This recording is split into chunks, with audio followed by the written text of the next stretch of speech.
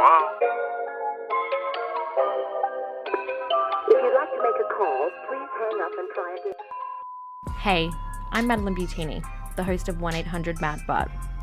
I'm a visual artist from Australia on a conversational journey to call up and talk with the best artists, entrepreneurs, and visionaries of our time. Join myself and my guests as we unravel the stories behind their breathtaking creations and groundbreaking businesses. Make sure to check out our Instagram for extra show notes. You can view it at 1-800-MAD-BUTT. All right, cool. Let's get into it. Hey everybody, welcome back to 1-800-MAD-BUTT. I am sitting here with Drapl. Thank you so much for coming over, Drapl, to have a chat with me. Today. No, you're so welcome. So let's just jump straight into it. So tell us who you are and what you do. Okay, my name's Travis Drapl. I'm a 41-year-old graffiti artist / street artist from Brisbane.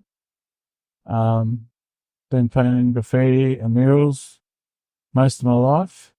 And I love what I do. I love creating every day, traveling around Australia, putting my mark on anything I can. Nice. Yeah. So you've been doing art for 25 years now, right? Probably longer. I think it really started in 2000, but I think I first picked up a spray can in 94. Yeah, crazy. Yeah. When I was, I remember just getting given a spray can. My friend's mum's house was getting knocked down, and we just went to town on the house inside and out, and all the sheds and garage, and I was just writing my name backwards, Sivart and Vart, and just got a real feel for it, and then I spray painted myself in the eye, and that put an end to that day. Took an old Krylon craft paint. Why did you spray your face? Oh, just accidentally. It just turned out another way. That's so funny. Oh, yeah, I see. Yeah, that can happen. That can happen. Do you need another beer? Yes, please. Yeah, let me get you another beer. Give me one second. All right, so let's go back to your childhood. Do you have any fond memories of being creative as a child? I definitely do. So when I was really young, I really got into Lego. I used to love building Lego pirate ships and space stations and all that sort of stuff. And then become obsessed with Teenage Mutant Ninja Turtles, and that's when I started drawing a lot. I remember I've actually still got this picture. I think it's from grade 1.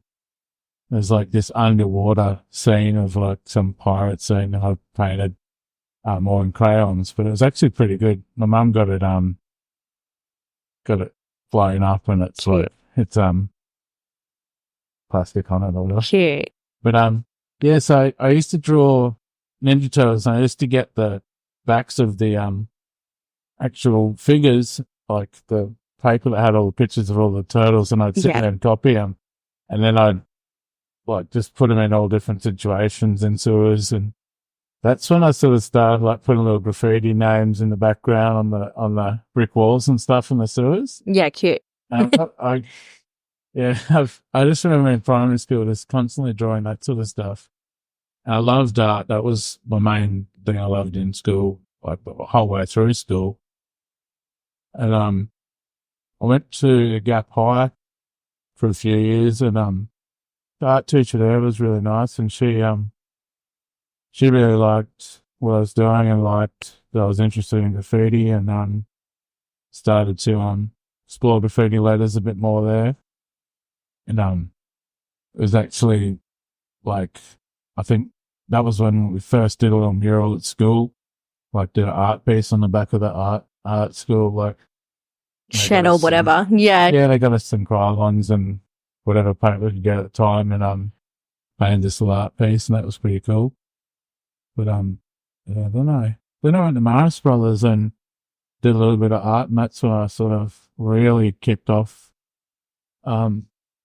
graffiti and really started doing letters and meeting like-minded dudes that were just really pushing graffiti, and started our first crew there and stuff. Yeah, sick. Yeah.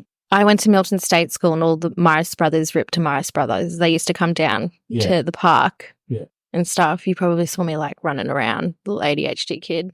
Didn't know it was me though. That would have been those leaders. Oh, is there two? Oh, okay. Sorry, I only know of one Morris. Yeah, no, that's sick. So tell us about this crew that you started with your mates. Yeah, well, it's still very active to this day. RFW, the Raw Flow Wizards. We started in year 2000 and still going to this day with about 25 members all over the place. Yeah, nice. Yeah. That's crazy.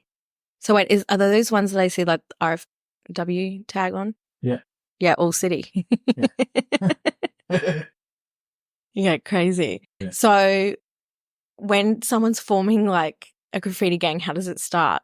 Or a crew, I guess. Pretty much just finding like-minded people and people you can trust with your life and people you can trust not to talk and people that are good at art and want to create with you and share fond memories painting. Yeah, nice. And have you seen all the panels going around on the trains recently? I have been quite busy on the trains. Yeah. Yeah. It's actually been good to see it. Yeah. It looks like New York in the 80s. No, it does, hey. Yeah. I was driving into the city the other evening with some friends and I saw it go across like from Coro over to South or Roma Street or whatever. And I was like, oh my God, check it out. And like they'd like just missed it. But I've seen heaps of them. Yeah. Pretty fun. See, I've been doing some work at Enogra on the Fernie Grove line and right next to the station. Every second train's just covered. Yeah. So when you were like actively painting as a graffiti writer, would you be like going out like every single night doing it, or was there like a routine that you had? Oh, we're painting like, so from about 2000 till 2006, I was working at a bike shop and so I just had some pretty standard hours, like 7 till 5, and I was just going out painting. We would go and paint train lines, paint trains in the afternoons and early evenings, and we're never out too late. We'd always just do it during peak hour and stuff. It's pretty cool. And used to paint the highways a lot, and it was pretty much a everyday occurrence. Yeah. Did you do it because of like the adrenaline rush, do you think, or did you actually really just like dig that style? At the start, I was like trying to rebel against something that I had a problem with. I guess had a problem with society. I had a problem with a few different things that were bugging me, and graffiti was just a little bit outlet to let out tension. And like I never did it for the damage. I always used to think that my graffiti was well done and quite neat. Was it? Yeah. Even though I tagged a lot, I still had my places where I would tag. I would never tag like anyone's fences or houses or churches or schools. I would stick to council property, QR property, or just places that deserved it. Yeah. Yeah. Yeah. Drains. Mm-hmm. And when you were getting into graffiti, taking it back a second, when you were getting into graffiti in high school, what were those influences like? Well, it all actually started before high school. We'd always go out to Est to a parent's friend's farm, and at Waco there used to be this big coal train yard. Yep. And at the time, graffiti was everywhere in Brisbane, and the coal trains were just the most colourful things you ever seen. Like every single coal train was just covered. Still is. Yeah, but this was on another level. Oh, true. Yeah, it was top. Everything was whole card, top to bottom, really clean, colourful. Like, and I used to just see it and just be like, "Whoa, what is that? What are these rainbows of colour?" And I remember saying to my dad, like, I love that. I want to be involved in that. And he just said, no, you don't want to do anything like that. That's a terrible subculture. And after that, I just started drawing at home, just getting right into it and realized that that's what I wanted to do. And it was always in the back of my head. But it wasn't until a little bit older I realized, yeah, I'm just going to give this a go. Was it hard to get paint? It was a little bit hard. But my town in the city, you could always get paint. Like, there was just a little graffiti section in the Mitre 10, which was pretty wild at the time. Really? It was like a graph store inside the Mitre 10. And did they advertise it that way? Yeah.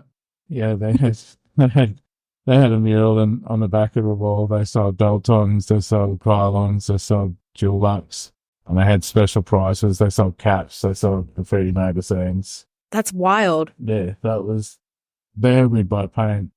Then we'd go to Rocking Horse and buy other graffiti magazines or the European magazines. Mm-hmm. And then you'd buy Aussie hip hop tapes there, and like they'd sell caps in big bags. And so you'd always like have some sort of access to paint.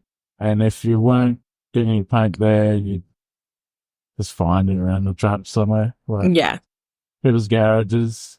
I was never into stealing. I didn't rack anything really, but yeah, you'd come across it if you needed it. Yeah, fully. Yeah. Yeah. Guess it's a bit like making a bong, finding a hose. Yeah. But the thing is, like, ever since I was 14, I always worked, and so I always had money. Yeah, true. I could afford to buy paint, and there wasn't really that much of an issue early 2000s because graffiti wasn't seen as such a big crime as it is now. And like, I don't actually think the law being over 18 was passed to buy spray paint. Yeah, no, I don't think so. Yeah, so we're buying paint when we're 16, you know, like, kind of like going down to the shops in the 1960s to buy your mum some ciggies. very similar to that. Yeah. I guess going on from that, so you formed your crew. How did you come up with the name? So there was this magazine that I'd bought from Rocking Horse, the Graffitism magazine, and on the back cover it just said "Real fucking writers." And we had all these different other crews before that, and they were pretty lame. And I just came to school one day and I just said, "This is what we're writing. We can make heaps of names out of this. Let's just do this." Yeah. And yeah, it stuck since then. Was there any other like iterations of it that you had? Yeah, Real fucking writers, Raw Flow Wizards, Ready for War. Yeah. There's hundreds of others, but I don't need to mention them. Fuck, Ready for War is pretty hectic though. Imagine like the cops getting that and they're just like, fuck. Yeah, okay. So did you guys have like a motto or anything? I don't know. Our crew is still tight to this day because we just respect each other. We don't dog each other, and we check up on each other and make sure everyone's still active, still happy, liking their lives. It's just a support group, really. Yeah. Yeah. That's nice. Yeah. So did you ever have to kick anybody out? Yeah. Could you tell us about that? Well, it's mainly like people who are going too far on drugs and just turning in people you don't trust anymore. Yeah. I have a big issue with people smoking ice, and so that's been one of the big concerns to me. Anyone who's doing that, they get kicked out of the crew because I just find it's untrustworthy. Yeah, totally. Yeah, no, I agree. It goes against sort of my morals and what I stand for, and so that's sort of what I base. But also those people just turn into horrible people. Like they're not nice people. Yeah. And the things that they drag in is just like fucked. Can I ask you what you wrote? Yeah, well, so Drapl was actually my first ever tag, but I only really ever did probably 20 pieces with Drapl, but it was Dr. Apple. It was like DRAPL. I was just like, I loved Apple Green. I liked this little Apple character they used to draw. I didn't really like some of the letters to do in pieces, so then I started writing Dret or Drets. I wrote that for years and years and years until I got busted for that name. But I've had many names over the years, but it's funny when I started doing murals and legal work, I wanted to just go back to Drapl because I didn't want to use my real name. And Drapl is a fun, quirky name. It's very different to a lot of people's names or tags. And so I just thought, yep, I need to stick with something, and that's it. Yeah, fair. So tell us about when you got busted. I think we can fast forward. Yeah, I've been busted lots of times, but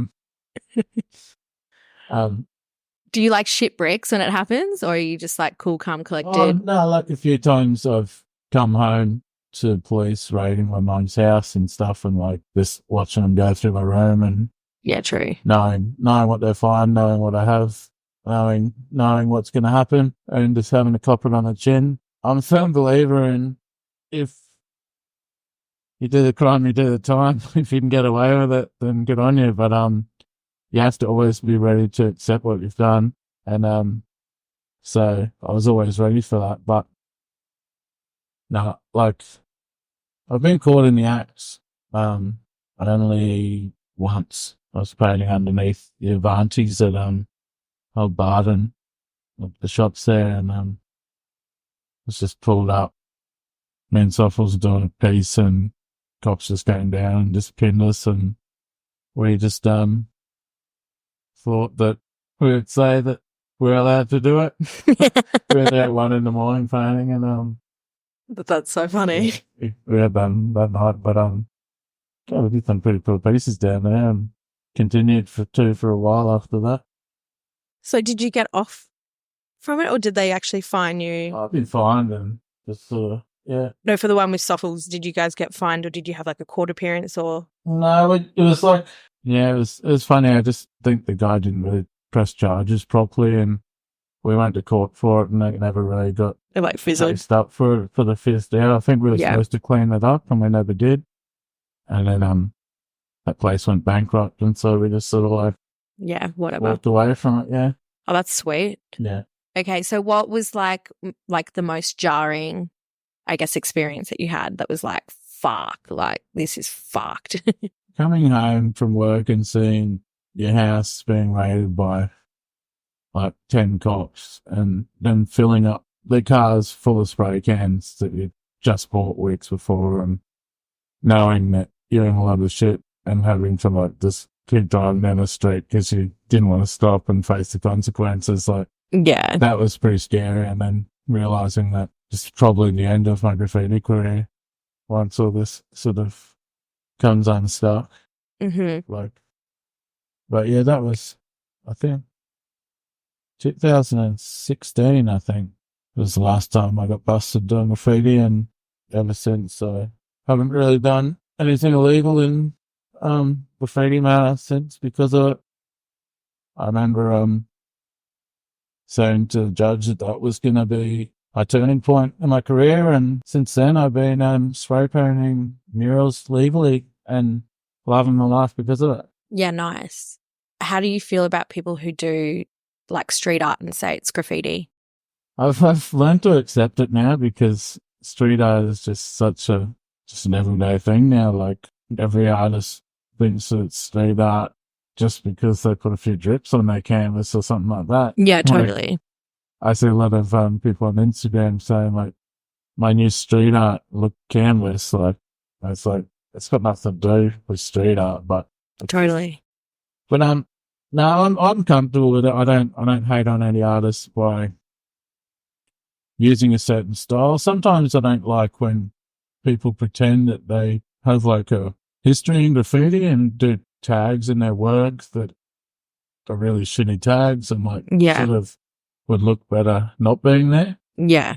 I don't know, like see some people just doing like random squiggles and writing rad or something behind their piece and that. Like I've sort of gotten over any sort of hate against the word street art. I call myself a street artist as well. I don't really see anything wrong with the term just because. But like you do street art, but then you've also have done graffiti. To me it's all the same. I get exactly the same feeling out of doing a portrait these days as I would doing a panel on a train. Yeah, true. it's not as big a rush, but I get the same emotion out of it. And I feel excited when I do a piece that I'm really happy with. Yes. And that's exactly the same feeling. And that's why it hasn't really made me want to go back to doing graffiti so much. Yeah, true. Like, it is an addictive thing, and it always has been. I have the bug that I just have to go and create something. It's exactly the same. Like, if I'm not doing a job certain weeks, I'll just go and find a wall that I can paint legally. I'll hit up shop owners or anyone with a large wall and just say, like, I'll do this for free if I can just paint whatever I want on it. That's pretty cool. Like, that's what I've done last week. Just down Mitchie, like, sometimes I see walls in really good spots that have high traffic, and I just want to write a good message on it and do a cool picture. And sometimes it might take me a week to do, but it's something that helps me progress in my art, and it also helps me to find more work that I want to paint. If people start seeing this work on the streets and go, "Oh, I like that," then generally I'll get messages and phone calls saying, "Oh, I want something similar." So, like, yeah, it's just my type of graffiti now. So, for those who are listening who have never done graffiti but are like interested in it, what is it like when you paint a train? Explain the steps and what it's like. I was actually explaining this to someone the other night because they asked me the same question. And it's like, it's the adrenaline that keeps you there in the moment. It's like you feel like you're James Bond because you snuck into a secure place, past cameras, usually cut through a barbed wire fence or got through some sort of sensor situation or picked a lock or something like that. And it's like, when you're in there, it's just you against the world pretty much. And Yeah. you feel invincible. You've got so much adrenaline, and it's just like heart's just pumping, and like you're sort of doing it just for that feeling. And then you do the action and you paint, and then the feeling keeps going because like you want to see it rolling the next day, and you want to wake up early and you want to take a photo of it, and you pretty much get to the station and take a photo, and then that feeling comes back again. And then it's like, we're all just like in it for the lights, really. Like, graffiti artists, or most graffiti artists I know are the same. They just love it because it's just this, attention seeking little burst of adrenaline and, what's it called? Dopamine. Yeah. Like, that's what it is. It's like, it's the biggest dopamine hit. Yeah. Yeah. Do you have ADHD? I've self-diagnosed myself. Yeah. Because I perform a lot better when I'm painting on dexamphetamines and modafinils and stuff. Like, when I'm painting canvas on them, I can just focus and paint all night. But usually I get very distracted when I'm painting, especially canvas work. And like, if I'm painting a mural that I'm really excited in, I can generally do like 8-hour stints on them.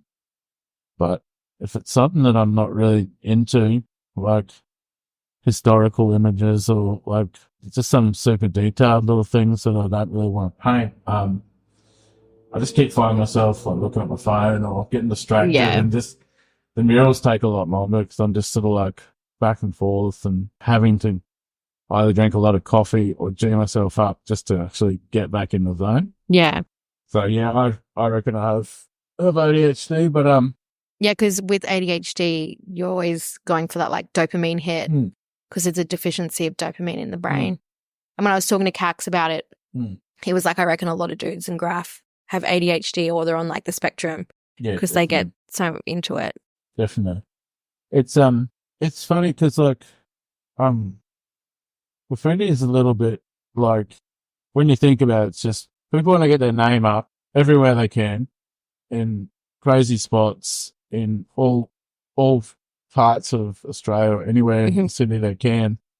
And they enjoy it when people start talking about it too. Like, oh, I've seen that tag there. I've seen you climbed that spot and you did that spot. Like, what drew me to it when I was younger is like seeing the same name. I grew up in the Gap, and just down the bottom of the road there was this ale piece, and then seeing ale up at the sunny coast or seeing at the Gold Coast, seeing his tags like out west in a drain or something, and I just start seeing them like, how the fuck are these people getting around so much? And then I realized that's all part of it. It's like just getting your name out. And then when I realized that, but it was actually just one person, not a whole crew of people, I was like, wow, this is pretty exciting that these people are getting out that much. And that's what's drawing me to want to sort of get out of Brisbane, paint my stuff more and further out and in really far out west places, because I love it. And people, like, half of my fans are all grey nomads and they're traveling around Australia, and they're like messaging me, oh, where's your piece out this way? Or where can I find the Drapl out here? Like, generally, I've got pieces in some of these places that no one can even pronounce, you know? Yeah. I mean, I'm a city girl, so I probably wouldn't be able to pronounce them. No, but I love it. Like, it's exciting. Yeah, no, that's nice. So I guess I feel like we've spoken about graffiti, so yeah, I don't want to keep talking too far into that. Nah, you're right. There's too many stories and too much that went wrong in my life at that point in time. So let's move on then with one last question, which is, if you could give your younger self some advice, what would it be? I think just like doing the best you can possibly do every job, like no matter how expensive the job is or like how cheap it is, just putting in 100%. Because when I was younger, I was painting like murals. I used to be like, oh yeah, it's a cheap job, so you just do it quickly, and that would really tarnish someone's reputation pretty quickly. Mm-hmm. And I think that's something that I would have changed when I was younger, because nowadays I'm just constantly trying to better myself every single job and trying to do the best I possibly can, because it's the only way that you can earn respect from people and continue your name growing. Yeah, 100%. Yeah. No, that's sick. I never really have much follow-up for advice that you give yourself because it's such a personal thing, you know? Yeah. So tell us about your first big client then, when you came out of doing graffiti. You've spoken to the judge, you've been like, this is my turning point. Who was your first big client that you were like, or that one that stands out and you're like? Yeah, we did some, like we were running a mural business at the time, but I remember we did one for Fox Sports, and we did some big mural for the cricket. I mean, we built a big wall at the back of Jugglers. Sick. And they came and filmed that like live while we painted it. That was quite an awesome, like, first step into some big jobs. And then I did stuff for Ford. We did like painting of a car, stuff for Star Casino. Done a lot of, like, then we started doing a lot of work at Westfield shopping centres and stuff. We're doing lots of different brands. Like, I did stuff for McDonald's, even though I'm not very proud of that. Yeah. I've done stuff for every brand pretty much over the years. Yeah, that's crazy. Yeah, it's really grown, and I don't actually remember half of them more. Like, I've done that many murals that all I really care about is the stuff that I've done in the past few months. You know? Yeah, yeah. So then it's just a platform that just keeps going, and just trying to better yourself. Yeah, I mean, I see your stuff everywhere. I always point it out to my partner. I'm like, "It's Drapl," you know. It's funny. I actually forget about half of the stuff that I do, and I drive around. I'm like, oh, still that wall's still there, still kicking. It's changing so much. Like, all the buildings are getting knocked down every second. So, like, a lot of the stuff doesn't stick around for too long. Mm-hmm. But like, sometimes you'll see a hidden gem in some back street that you might have painted, and it's exciting again. Like, or sometimes you see stuff like sort of getting reborn, like the old skate arena, like when that got repurposed as a cinema. Like, it was so cool that was left, and we had so much work inside that was still left and stuff like that. I love that piece at the skate arena because obviously I live on this side of town, so I go to Red Hill quite often. No, it's awesome. And the inside of there is really cool too. Yeah, that piece on the skate arena with the trees there, that was on the first B-SAFs that we ever painted. And that was a picture of my friend Mickey. And I remember that was the first time they'd ever painted a portrait where it was just like a really perfect photo that I'd actually taken myself. And I got it blown up and laminated. And generally I'm just painting stuff on my phone, but when you have a picture that's blown up to like AO size, you can see every color perfectly and all the bits and bobs. Like, so much easier to get a likeness, and I think that's still to this day one of my favorite portraits. Even though it's quite old now, it's like, I think that really helps when you're doing it that scale. I think it fits that vibe really well. Hey, so I'm going to jump in and just describe the mural that we're talking about. It's at Red Hill Cinemas, so if you want to actually have a look at this photo, I suggest you go to the show notes and have a look at the link. It's going to say JADA Co, Red Hill Cinemas, but if not, Google it. So it is a woman with brunette hair. She is looking towards something in the distance, face slightly to her side. She's holding a spray can and she's pointing it downwards towards some graffiti which is burning on fire, and it says "Let your passion burn." Check out the show notes if you want to see it. Okay, back to the episode. But also talking about like buildings being ripped down and stuff and other things being exposed. When they were building the Audi out at West End, there was like all this old graph behind. Did you end up seeing it? It was like, I thought that was dope. I was like, oh man, they should I remember that. Well, we used to paint there quite a bit. Yeah, like, I love West End. West End has been a bit of a breeding ground for a lot of good writers. And West End is still, like, I've still got a lot of stuff in West End. But there was a lot of legal walls that were going around, and there still is a few little hidden spots that are legal to paint there, because I know it's a different vibe. A lot of the people that own these buildings, they know they're all going to get knocked down for development, so they're just like, just have fun with it, because the property's still going up in value. They don't care about the building. I don't know, I get a little bit worried when they want everything to be like all clean and just concrete. Yeah, that's the problem with West End nowadays. Because then I'm like, oh, you're kind of taking away the culture. Like, it's like that point you were saying before with like street art and graffiti. It's like you kind of can't have one without the other, because they're like two competing forces, no matter way, like you see it, you know? Well, talking about West End, that's the pillar that I've painted at the end of West End, under the train bridge. It's a picture of the local musician, Lockie. I actually painted that due to the way that all the artists and creative musicians and stuff were all getting kicked out of West End because they couldn't afford all the share houses. All the share houses were getting knocked down. But it's him holding up the bridge, and it just says "raise the vibration." But it's actually him sort of like getting drowned out by... Oh, is that your piece? Yeah. That was a bit of a political sort of stance on the way West End was sort of ruining the creative vibe. That's so interesting. No, thank you for sharing that. So with your characters, I guess, in your murals, the women that I see in them, who are they? Are they like your muses? What's going on there? So some of them are friends, but a lot of the time I get a bit worried asking people to take photos. I'm not a very good photographer. So a lot of them I find off Instagram, or I just find online somewhere. Most of the time it's because I like the shadow is sitting on the face, or I manipulate these characters in a way so a lot of the time I don't end up looking like the person anyway. But a lot of the time I'm just looking for faces that have good light and dark where they're supposed to be. It's going to work with my style. Yeah, sometimes there are certain models that I use off Instagram that I've painted heaps of times. That's why they might look similar. But a lot of the time I know one in particular. Yeah, no, that's good to know. I don't know. Some people just have a muse, you know? Yeah, some people just paint the same person over and over again. I just paint what I think is going to fit well with the wall, or if it's a job and I've been asked to paint a certain person, then that's the model. Yeah.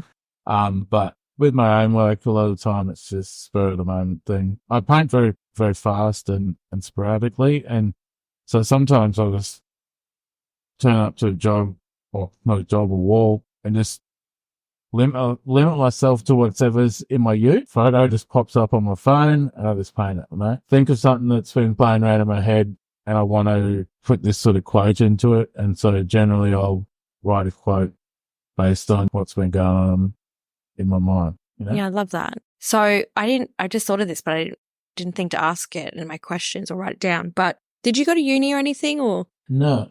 So I always thought I was going to become an architect, but I was only good at drawing in architecture.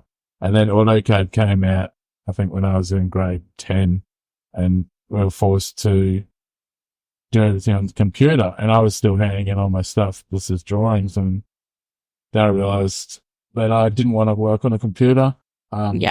Visual media too much, like using them still to this day. And when I realized that I wasn't going to become an architect, and because I sucked at maths, I was like, oh, I'll do something at TAFE. So we went and did car training at TAFE. Oh my God, stop. And at Morningside TAFE, and then I did graphic design, but that was on computer. And that's just at the point where computers just were not designed to do any of that stuff. And so I just sort of flunked out on that straight away. But I met a lot of different writers at that TAFE as well. Mm-hmm. And that sort of just sparked graffiti even more at that time. Yeah, true. Yeah, still to this day, I only really design stuff on my iPad and Procreate, and I never really want to spend more than half an hour on that. Like, I just really find the digital creations annoying. I try and pump stuff out if a client wants a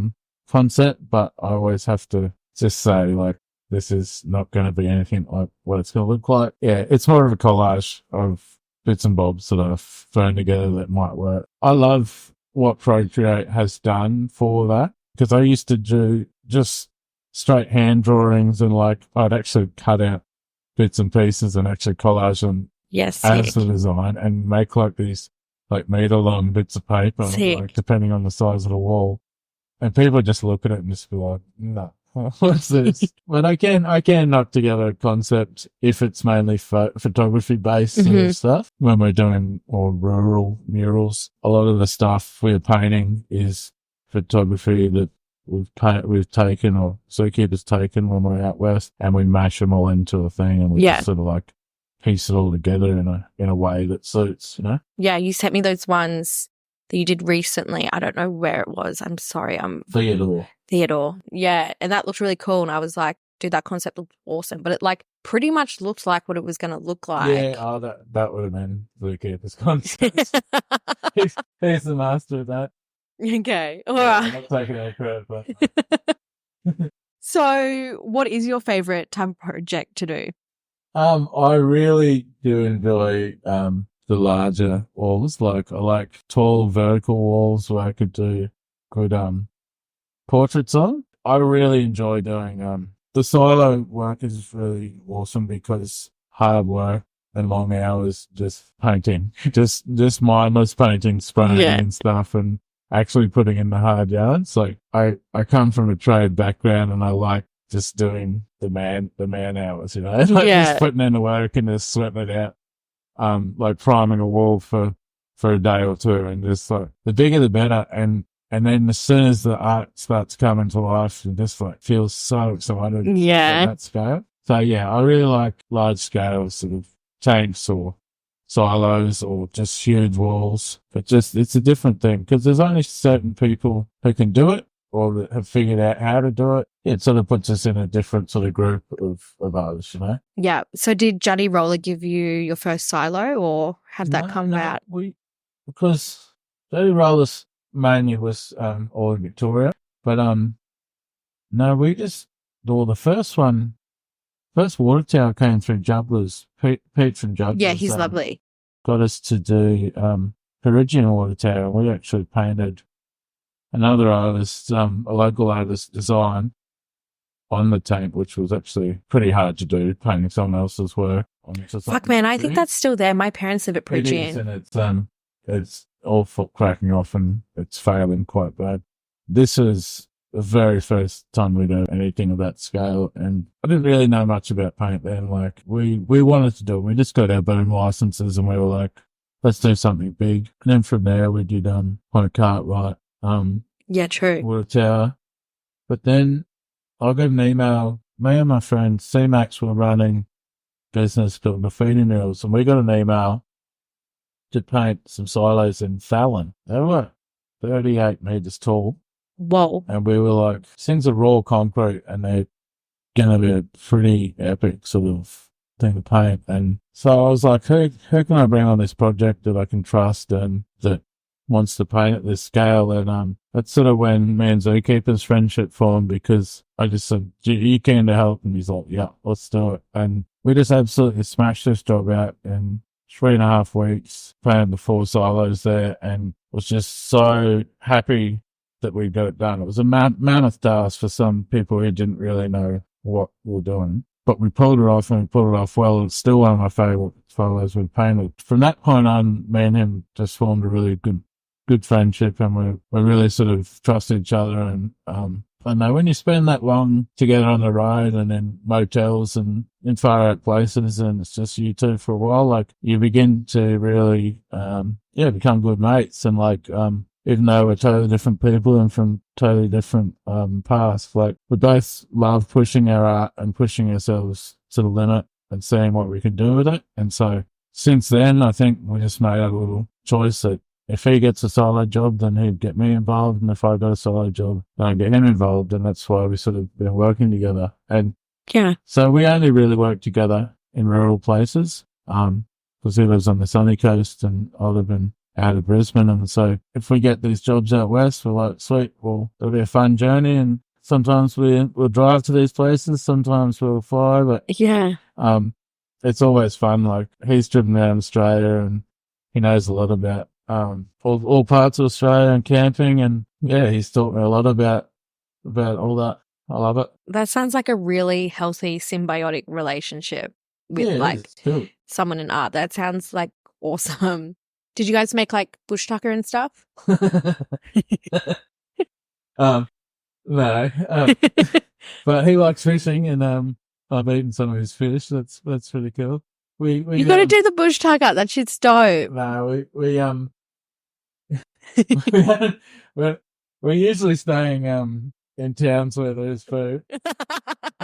Sorry. We're not hunting roos or something. No, but I'm just imagining this we cook at bush stuff together. Cute. No, but we like sometimes we'll have to pull up at spots and camp out and yeah, just Could you see where my brain was going with that though? I was like, you guys are just out in these random bush areas. It's not. We're not Malcolm Douglas. we're not. We're pulling Cape York doing a mural. Yeah. No, but generally, like, say when we're doing these projects, we try and, like, if we're staying in a place for like 3 weeks, it's like painting a big water tower or something big, we generally try to get a house or like a decent sort of motel or something so we can actually cook in a kitchen. Yeah, true. Not staying in a pub and just eating pub meals all day and drinking the whole time. Like, sort of have to like be ready to eat well, focus on the work, then have a drink once it's finished, like, yeah. Otherwise, it can really drag off a project, like, sleeping upstairs at a pub, like, oh, yeah. Hearing the pokey machines going and shit. Yeah, and just like not being able to sleep. Yeah. Or you've had 10 rums and you're like, oh, this is going to be fun tomorrow.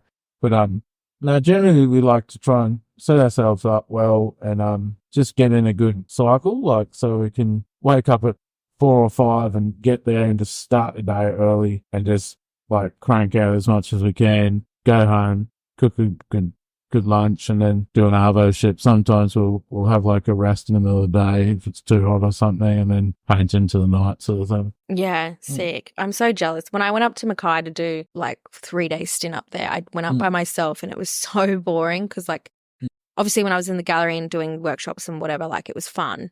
But then when you left, it was like, oh, I don't know anybody here. I think it's changed a lot for me. Like, I've become pretty good at making friends on these journeys, and like Yeah. sort of sometimes if I'm going to do a job by myself, you have to sit in a pub and talk to people and just go like, what's actually going on in this town? Yeah, but it's different for you because you're a man. I'm a little woman. You know, I go up to these dudes in a mining town. They'd be like, oh, yeah, come back to the fucking camp. It's taught me a lot about Australia. It's taught me a lot about, just different people and how to respond to people, how to react to different situations, and just how to sort of hold yourself against certain people, because some places are pretty wild, and you just have to, like, give us a story. They see you they see you as just like, oh, these city slickers come to paint our fucking water tower. Like, so we were in Monto one night and we just painted this girl. She was a dark girl. We painted on the side of this. No, she was a Fijian girl. She was like, there's a lot of Fijians in the town that were sort of living in the town, and this girl was living across the road from the town. We painted her. I was at the pub. This bloke's full of run, and he's just like, why are you painting this Fijian girl in the town? Who the fuck are you? Why are you painting some locals? I go, she is local. She lives here. She lives across the road from the tower. Why do you think you're so bloody good? And I said, well, I'm just here painting the town. I said, what's so good about you? Oh, you just grunt. And he just said, well, I'm a fucking mechanic. And I'm like, oh, okay, cool. Okay, I'm just here doing my best. You're doing your best. And he's like, me and you outside for a fight. And I said, I don't fight, mate. And I ended up just sitting there and just staring him for a little bit and just staring at him and just provoking him, because there was nothing that he could do in the pub, and the publican ended up just kicking him out and just telling him to fuck off, because it's like, this bloke's just here trying to have a beer. Yes. We've been painting all day. He's doing his best. And the thing is, we bring money to these towns. We bring tourism to these towns because of these things we paint. And it's good for the town. And so anyone being a dickhead just really needs to just nip it in the fuck, that's such a good point too, eh? Like, you're bringing, like, because don't people, when they're driving around these areas, because, like, you know, I'm just a homebody. I think we discussed this, but people, like, drive to go and see these things. There's a whole... Like, there's a silo... Thousands and thousands of grey nomads, and all they do is just look at the silo. But also there's signs on the road that say, like, you can turn.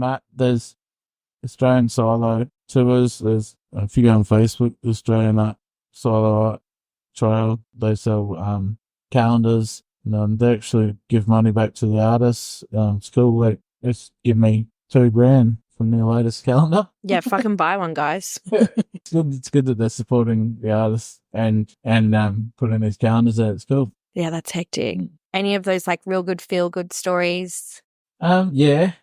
So this is also in Lonto. There's this lovely little lady who lived across from the tower we were painting, and every single day she'd come over and bring us cupcakes or a cake. Then I ripped my pants, and she was a local seamstress. She saw this ripping, and she fixed my pants. Next day, she had them sewn up. They're actually, like, my favourite set of pants, because they're like this. They're cool. They're like covered in paint, but they're sewn up really well. I still paint with them all the time. But she came. It was Zookeeper's birthday, and she came down to the silos and brought this cake down, and we became really good friends with her. And, like, I'd go over there after work and just sit with her and listen to her stories. And we'd go for meals at the pub with her. And then one night, me and Zookeeper decided, I asked this local dressmaker shop if I could just do something on the back of their shop. Hadn't really asked them properly, but they're like, yeah, whatever. And so we did a portrait of this old woman on the back of this shop that she actually vends the dresses for. We painted a portrait of her with this toy that she'd made. Like, she'd knitted this toy for, like, the local show, and she was so proud of it. And she was holding this toy up, and I'd snapped the photo of her when she's, like, holding it up, and so we painted that. But it was just such a funny night, because I'd had too much to drink, and we didn't have a ladder. We went down there with, like, 5 cans or something. We painted it, and I'm standing on top of a bin. The bin just gave way, and I just landed straight on my ass. I'm like, it was just so fun. Like, and then the next morning I went down there, and I was just like, it was actually a really amazing portrait. It's one of my favourite portraits we've ever done. We pumped it out really quick, and I thought, we better go down and fix it in the morning before anyone sees it. But all we had to do was just put a little bit of colour on something and it's done. Yeah, that's amazing. Yeah, you are really talented, Drapl. Oh, thank you. No, you are. I've been wanting to interview you for a while, but like you are like super fucking talented. And I think when you look at like your previous work from like 10 years ago to now, you can really see a progression. That's why I wanted to ask you if you ever did any training or anything, because like, fuck, man. No, I think the progression was, because I just used to really just do graffiti letters, and I used to really like sign writing. I was sort of just like a one-trick pony for ages, and I was like, oh yeah, I just was loving doing that. I used to just do chalkboards and menus, and that was my way of making money when I first started. I always loved characters, but I wasn't good at them. Friend at the time, he was like, oh, you suck at doing characters, so I'll do the characters. And I was always like, I really want to just learn how to do characters. And so faces, I just started doing faces, and I was terrible at them at first. Like, I knew nothing about portraiture, and I was just like doing a little grid and just being like, oh yeah, that's cool. And like, just like filling them in like 1 or 2 skin tones and thinking it was good. And when you start doing, you're like, oh, you think everything's good. But with portraits, it's like you will never perfect it. It's like the one thing that you can just keep going the whole life and you'll never perfect a portrait. And so that's what draws me to them, is because every single time I do one, I find myself picking up something I could do better. And like I analyze it when I get home, I look at my phone and go, oh, should have done that better. Sometimes I'll go and fix them. Sometimes I'll leave them, and then the next one I'll figure that out. I guess like just trying to find a likeness in someone and trying to create that magic in their face and actually get it so people like instantly know who it is. That's the hardest part. And if someone walks past and goes, is that such and such, then my job's done. You know, I'm stoked with that. I think also it's like putting the light in their eyes, right? Yeah, definitely. Because you see some murals and you're like, well, it just looks flat. Leave them soulless, or you can put life in them. And it's like the eyes are one of the trickiest parts, but they're also one of the most fun parts to paint. Like I love painting eyes. Like it just depends on the style you're doing and how much detail you're putting in. But even now, like I've just started doing these prints with like a dot pattern, and it's like you can still see life in the eyes, you know, like it's just like a stencil effect or whatever. It's all to do with where that little shine is. I mean, I can't do portraiture for shit, so no, you should be really proud of yourself, because like, fuck man, especially with no training. But when is your next exhibition? So that's a funny question, because I'm constantly putting out artwork, and I've just selling on Instagram or just putting them up for sale. But I've just got some pieces just exhibiting at the moment, just at a local cafe called Hobby Lane. But I'm planning a show with some large pieces later in the year. I'm going to say like early December. Still not 100% sure on a venue. I missed out last year because I was just too busy with work. Yeah. But I'm definitely going to have a show this year, and I really want to put a bit of time into this one. So the last show that I had was in West End. I hired out a large warehouse, and just really enjoyed the whole process of it. And I sold everything except for 2 pieces there, and it was during the very start of COVID, and I was like, no one's going to come, but there was about 300 people showed up, and I was so stoked. Yeah, that's amazing. Like I had no sign-in things or anything. I was just like, I'm going to have this show. It's going to be ghetto. People came, people bought it, and I was like, wow, I have faith in Brisbane art scene for showing up to this. So I'm hoping to have it either in a warehouse or in a space that's central enough for people to get to. Yeah. There's a lot of venues I've been looking at, but it needs to be central to Brisbane in the city. Easily accessible. Yeah, just so people can get off a train and come see it. I want everyone to come see it, you know? Yeah, well, I'm 100% going to be there. Cool. You know, I'll be telling everyone about it. Of course. Of course. But I want to be doing some very large stuff. I've got all these frames that I built at home. Some of them are like 2x2. Yeah, I really want to do some massive work. No, the stuff that you were showing me before looks awesome. Would you be showing any of that kind of stuff? I just started screen printing for the first time ever. And they're incredible. I'm really happy with it. Like I've been designing them on Procreate, just like doing some sort of abstract backgrounds and then screen printing over the top, and then putting paint back over the top of that. And yeah, it's sort of really enjoying it. And I've just been just framing them under glass, and they're looking nice. I think they're great, but I want to explore that a little bit more.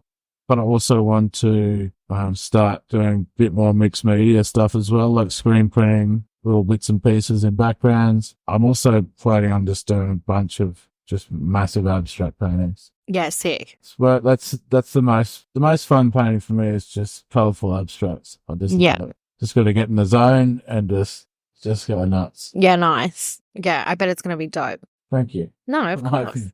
I'm hoping it will be. What have you learned so far in business that's really helped you grow? Yeah, just be. One thing I've noticed is I have a lot of return clients, and that's sort of something that you really need in this day and age. If you piss off a client, you're never going to get them back. A lot of my clients, like that own sort of childcare centres or restaurants or pubs or breweries and stuff, like these guys are building and just constantly building more venues. And so if you're always impressing them, then you're always going to have work. Mm-hmm. And I actually don't read books, but someone told me that in this book about being smart and making money, he said, have a look at your books and go, all the money that you've made like that year. And then you realize that like a lot of the time it's just this one client and they just keep getting you back and back. And so you sort of just have to drop everything for these people. Yeah. And just go, yeah, like if you have a job booked in, just go, oh, maybe I have to do it next week. And just look after these people because they'll keep looking after you. And I try to do that with everyone. And that's why I get a lot of work. And it's like I'm no businessman. I give away my shit for free way too much. I'm not really in it for the money. I'm in it to make art. I want to create as much as I can. I just love to paint. If I can paint something that makes people happy, then I'm happy. I'm only really calling it a job if someone's telling me what to do. Mm-hmm. So as soon as it steps off that boundary, then it's usually just a piece of artwork to me. Yeah. My artwork, you know? Yeah. But what I'm enjoying is people nowadays have a lot more trust in me and they just go, come to my house and just paint whatever you want. Yeah, dude. Wow, this is awesome. Yeah. And I love that free reign. I love the trust. And these are the jobs I want to be painting. Yeah. It's every artist's dream. I'm starting to get there. Sure, you're not getting that all the time, but because I'm painting so many different murals, I know what I like and what I don't like to paint. And so you have to price it accordingly. Yeah. You know? Yeah. Pricing's always hard. Just look after your clients that look after you, I guess. Whenever I'm stressed and I don't have any work and I go, oh, what am I doing? As soon as I just think positively, I just always getting this work coming through. And I always go, oh, geez, got no work. And then I look at my Instagram and I'm like, there's like 10 jobs in there that I've just like forgotten. Yeah. So I just go, oh, do you still want that canvas? Or, yeah. Do you still want that thing painted? Yeah. And so, yeah, sometimes it's just my lack of chasing things up. Why don't have any work? Well, he's too busy. You need a PA, mate. Yeah. Yeah. Really just spur of the moment. If someone messages me today and I go, cool, what's this job if I'm excited by it? I'll probably be there that night painting it. Yeah, sick. Sometimes I just do that and they go, well, that's quick. And I guess that's just, the ADHD. Just wanting to just get that burst of energy out. Yeah. I just really want to create now. Yeah, no, that's incredible. But also you make really good work. So of course people want to reach out to you, like you got a good reputation. So. Trying to uphold the reputation. When you were starting your business, were you given any good advice? No, I wasn't given any advice about business. Not at all. No. Yeah. Not at all. No, I just sort of I left my aircon job and my boss at the time just said, see you in a few weeks when that doesn't work out for you.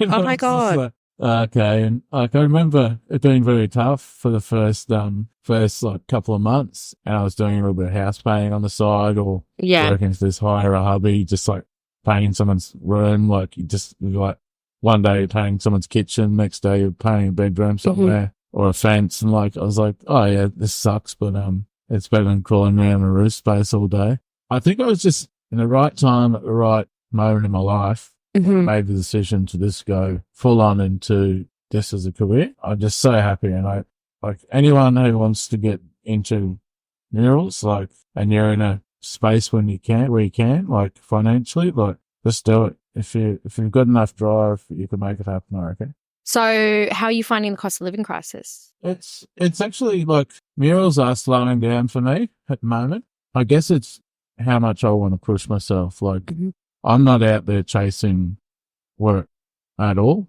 Mm-hmm. Like, I don't advertise at all. It's definitely becoming a lot harder for a lot of my friends too. They always Mm-hmm. say, oh, well, in the past year, people have been saying, oh, are you struggling with work? There's always someone that's going to have work for me. And Yeah. that's because I'm good to my clients. Yeah. And just this return work's always going to come back to me. Yeah.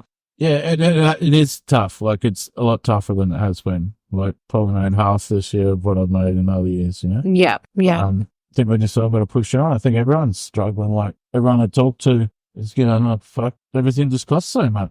Petrol costs fuckloads. Like, go to the shops just to make a couple of meals. It's $100, you know, unless you're living off noodles. Yeah, it's definitely hard, and I really feel for younger kids, especially kids trying to study, or I just don't know how people are getting ahead, you know, like it's tough at the moment, and I'm just glad that I'm in a pretty good situation with my life, and I believe that I've manifested my life, and I'm stoked to be in a position where I can create art. Otherwise I'd be going back to my trade, and I really don't want to go down that route. I don't think you'll be doing that. Yeah. And I think if you needed to, if you marketed yourself, you'd get a lot of work. And plus, I think your customers would have referrals for you too. Nah, but you're going to be seeing some big things coming from Drapl. I got some ideas. Just got to put them into work a bit more. Yeah, it's like that, hey. What's your self-care like at the moment? Drink a lot of beers, listen to some good music.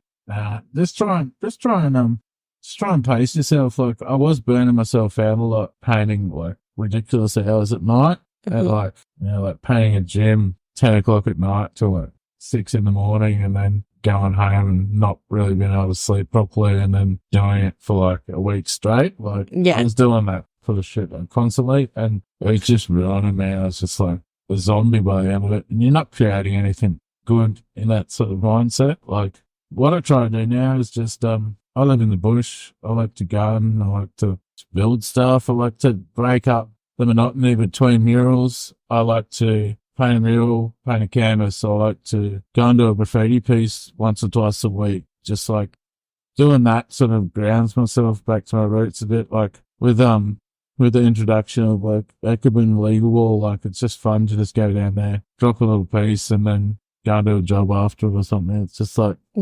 keeps your graffiti churned in, you know? Yeah. It's like it's a little thing you need to like sort of practice all your elements a little bit, I think. And what would you add into your self-care? Would you feel like you have a good balance? Not really, not at all. I think I've got to eat better. I think I've got to drink less, maybe go to the gym or go for a run or a cycle or something. But the thing is, like, just everyone says, yeah, you're too busy. I actually am too busy. I don't stop 5 every day, and I paint every day. And I try to just like paint till I can't stand anymore. Yeah. I just have to, most days I just have to make sure I leave like that extra half an hour so I can drive home safely. Yeah. Shit. Because I got this big mountain to drive up home. Oh my God. Yeah, man. I do not have the best art routine at the moment, but, and then I look at people like yourself and like Steen Jones and stuff, and I'm just like, fuck. Like, you guys are just like always on. Well, it makes me feel like a bad artist. Nah, not to make me feel bad, but you know what I mean. You have to force yourself to create sometimes. Like, yeah. Sometimes I've got deadlines for paintings or whatever, and I'm like a kid at high school, like just doing it like half an hour before it's due, sort of shit. Like, I'll be like in my garage just forcing myself to paint, and just like, okay, I'm gonna have like 10 coffees and just crank this painting out till like 3 in the morning, and then just feel like I have to drop it off at 7 a.m. to some deadline or something. Like, I do that stuff a lot. Okay, that doesn't make me feel so bad. It doesn't really help with the creativity, but what I find is when I'm in the zone, I have to make use of that. Yeah. If I'm feeling it, if all my shit's set up properly, I've got all my paint all around me, I've got a clean workspace, got some nice new canvases, then like usually it's after I've been on a bit of a trip away, on a holiday or something. I've just got all these ideas built up that need to come out, and I might paint 3 or 4 canvases a night, and I'll be stoked with them. Generally, I wake up and have a look at them and go, like, could do a bit more on that. Sometimes I do, sometimes I don't. But I love that that whole just sort of like just pumping it out, and if it works, it works. Mhm. If not, I just paint straight over it. But I don't really get attached to anything unless I love it. And generally, you can feel that, like, in that painting, like, well, first few lines, you're like, yeah, this one's gonna be a good one. So we're wrapping up now, Drap. So do you want to say what's coming up for you this year? Anything you want to share? I'm just stoked to be still painting after all these years and still relevant on the scene. I reckon, like, it's just I really like the Brisbane street art graffiti scene and what it's become, and just really enjoy that there's so many female artists that are coming into the scene and really pushing their limits, and just enjoying sort of teaching younger people and pushing everyone to their limits, because I've got a lot of things that I've sort of learnt over the years, and just enjoy sort of getting everyone to their maximum potential. That's sweet. About it. But yeah, Look out for that exhibition. keep shining, everyone. Keep creating. And thank you. Drapl signing off. No worries. Well, thanks for coming on. Thank you. This episode was recorded on Yuggera and Turrbal land. Sovereignty was never ceded. The episode was produced by myself, Madeline Butini. And if you would like to support 1-800-MAD-BUTT, you can head to my website, madbutt.com.au, or you can also go to our Instagram and follow us there. Of course, we appreciate any reviews, so please leave us one if you love it. And yeah, hope to see you again. Thank you.